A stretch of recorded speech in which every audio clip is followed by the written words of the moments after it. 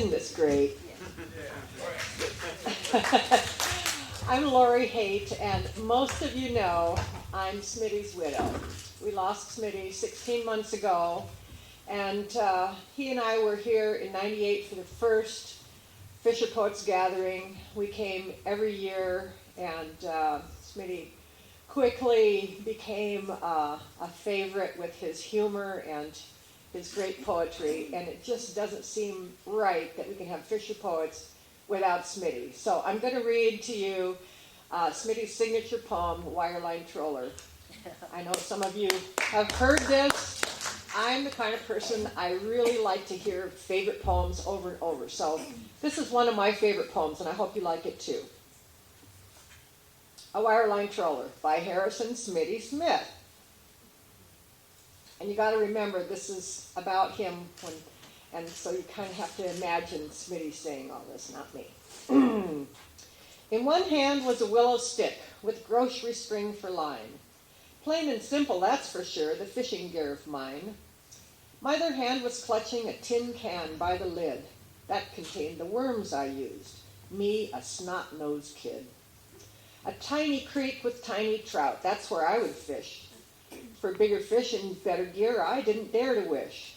But I had a sneaking hunch, to fishing there was more, when I spent a summer on Whidbey Island's shore. Along the beach at Clinton, a 10-foot boat I rowed. A number 3 McMahon spoon, off the stern I towed. I had come a long, long way from my willow pole. Now I had a little boat from which I could troll. Amazing was the size of the fish that I pulled out. Wow, I even caught a 10-inch black-mouthed salmon trout. And to the simple fact, I'm sure, no thought was I a-giving that grown-up men on bigger boats did this for a living. Then one day an older kid came running and a-yelling to us other kids at Clinton. Great news he was a-telling. They ran back down the boardwalk fast as their legs could reach, heading for the landing further down the beach. Johnny was the leader, and as loud as he could shout, "A wireline troller!" were the words he hollered out. Now, a wireline troller was a mystery to me, but missing this excitement I didn't want to be. I started running too, bringing up the rear, words that Johnny shouted, ringing in my ear. "Wireline troller!" at the top of his lungs, running behind panting, hanging out our tongues. As I approached the dock that day, there lay a mammoth craft, all of 22 feet long, with a 3-foot draft. A crowd had gathered up above, where it tied to a piling. On the deck the skipper stood, proud as punch and smiling. Thumbs hooked in suspenders, this hero of center stage captured my admiration at my tender age.